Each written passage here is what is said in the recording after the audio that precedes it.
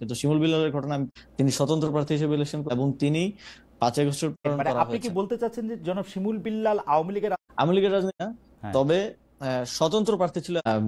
তিনি স্বতন্ত্র প্রার্থী হিসেবে নির্বাচনে জয়ী হয়েছেন যতদূর আমি জানি। Okay. এবং শেল্টার ওই যে একটা ছবি দিয়ে হচ্ছে, ওই ছবিটা কিন্তু ওই ঘটনারও আরো অনেকদিন আগের। এবং ছবিটা দেওয়ার সময় খুব ক্লেভারলি নিচে যে ডেট লেখা থাকে, অনেক ফোন দিয়ে ছবির ডেট লেখা থাকে, ওই ডেট এন্ড টাইমটা আসলে কেটে দেওয়া হয়েছে। আমার কাছে ওই ডেট এন্ড টাইম সহ ছবিটা আছে। আহ, এখানে একটা পারসেপশন তৈরি করা হয়েছে এই জায়গায়। তো ঘটনা আমি স্থানীয় প্রশাসন, পুলিশ সবার সাথে কথা বলে যতটুকু জেনেছি, এটা যেদিন ঘটে এবং বাদীর যিনি ভিকটিম তিনিও বলেছেন যে আগের রাতে 2টায় ওইখানকার যিনি বিএনপির উপজেলা যুগ্ম আহ্বায়ক এবং ওই ইউনিয়ন তার বাসায় ওই বৈঠকটা হয়, যে বৈঠকে আসলে হত্যার বা হামলা করার সিদ্ধান্ত হয়েছিল।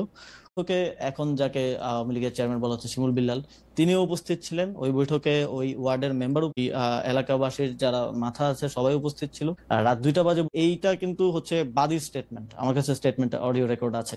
এটা বাদী নিজে বলছেন যে ওই বাসায় বৈঠক করে। এবং প্রথম 15 দিনের বক্তব্য যদি দেখেন ভিকটিম ফ্যামিলির, কোথাও আমার নাম কিংবা আমার বাবার নাম নাই।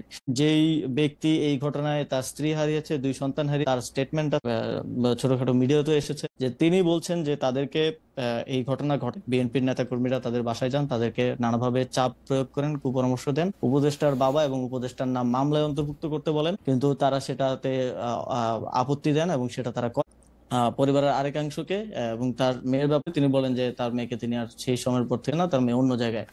এই যে বিভিন্ন ধরনের স্টেটমেন্ট, বক্তব্য, যেটা প্রথম 15 দিনে আসে যে কোনো ক্রাইমের, তাহলে তো আপনার ফার্স্ট বক্তব্য